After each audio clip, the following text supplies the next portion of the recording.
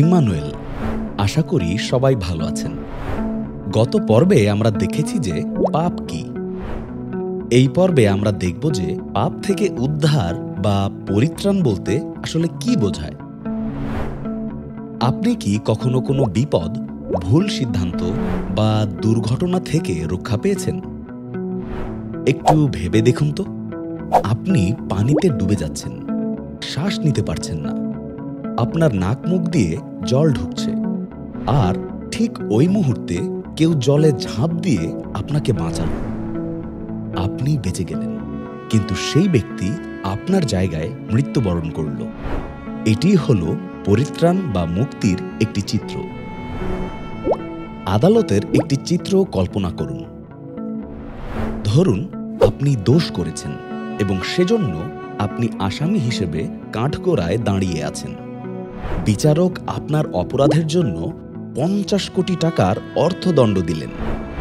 আপনার তা দেবার সামর্থ্য নেই, কিন্তু এরপরেই সেই বিচারক এসে তার জীবনের সমস্ত সঞ্চিত অর্থ দিয়ে আপনার অর্থদণ্ড পরিশোধ করলেন। আপনি সেই শাস্তি থেকে মুক্তি পেলেন। এটাই হলো পরিত্রাণ। এতক্ষণ আপনারা পরিত্রাণ কি তা দেখলেন। বাইবেল অনুসারে মানুষ নিজে থেকে পরিত্রাণ বা উদ্ধার পেতে পারে না। কিন্তু কেন পারে না, আসুন তা দেখি। প্রথমত, ঈশ্বর পবিত্র, নিখুঁত এবং নিষ্পাপ।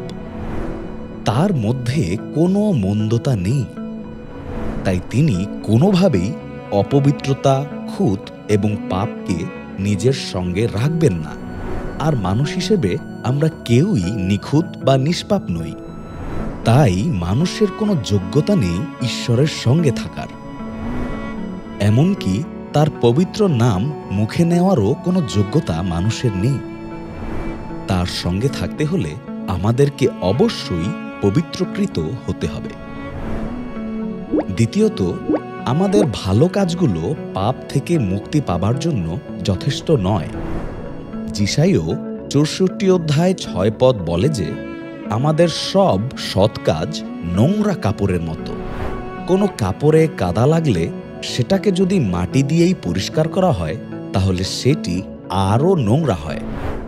আমরা যদি ভালো কিছুও করি, তাহলে সেটি আমাদের অতীতের পাপগুলো কখনো মুছতে পারবে না।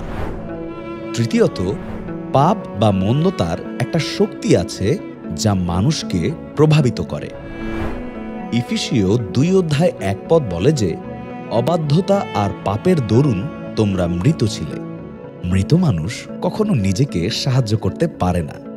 তাহলে পাপ যদি আমাদেরকে ঈশ্বরের কাছ থেকে আলাদা করে দেয়, আমরা কি এই পাপেই মৃত্যুবরণ করব? যিনি আমাদেরকে সৃষ্টি করেছেন, তাঁর সঙ্গে কি আমরা কখনোই এক হতে পারবো না? জানতে হলে চোখ রাখুন পরবর্তী পর্বে। আমাদের চ্যানেলটিকে অবশ্যই সাবস্ক্রাইব করতে ভুলবেন না যেন। আমাদের ভিডিওগুলো দেখার জন্য বেল আইকনে ক্লিক করে রাখুন। দেখা হচ্ছে পরবর্তী পর্বে।